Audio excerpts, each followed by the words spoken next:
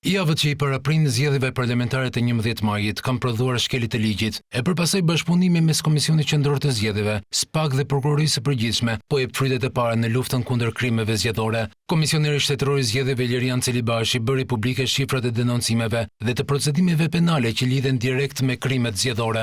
Nga SPAK janë 115 materiale kallëzuese, këto nga subjektet zgjedhore, referime nga Policia e Shtetit, të iniciuara kryesisht nga vetë SPAK, denoncime në platformën online, si dhe denoncime nga qytetarët. Dhe në total janë të regjistruara 35 procedime penale nga SPAK. Nga këto 35 procedime penale, 8 janë të regjistruara kryesisht nga vetë SPAK. Për sa i përket të dhënave të marra nga Prokuroria e Përgjithshme, janë 32 kallëzime për vepra penale në fushën e zgjedhjeve, në prokuroritë të ndryshme, 3 në prokurorinë e Tiranës, 4 në prokurorinë e Elbasanit, 3 në prokurorinë e Sarandës, 2 në prokurorinë e Durrësit, 3 në prokurorinë e Kukësit, 2 në prokurorinë e Gjirokastrës, 5 në prokurorinë e Fierit, 1 në prokurorinë e Korçës, 5 në prokurorinë e Dibrës, 2 në prokurorinë e Vlorës dhe 2 në prokurorinë e...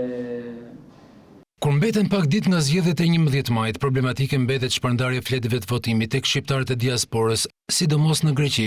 21.000 zarfe ende nuk kanë mbritur tek zgjedhësit jashtë vendit. Celibashi pohon se perfeksioni nuk ekziston, por se integriteti nuk cënohet. Në mënyrë kategorike në gjykimin dhe në vlerësimin tim, nuk mund të vjet në dyshim integriteti i votimit nga jashtë.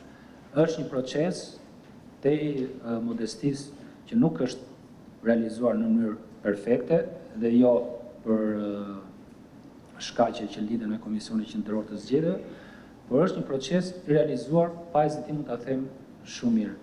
Ndoshta ne nuk jemi në terren dhe nuk dim shumë se çfarë ndodh, por nga ato çfarë vjen këtu tek ne, qoftë nëpërmjet partive politike, qoftë nëpërmjet votuesve, asesi ky proces nuk mund të vjet në diskutim.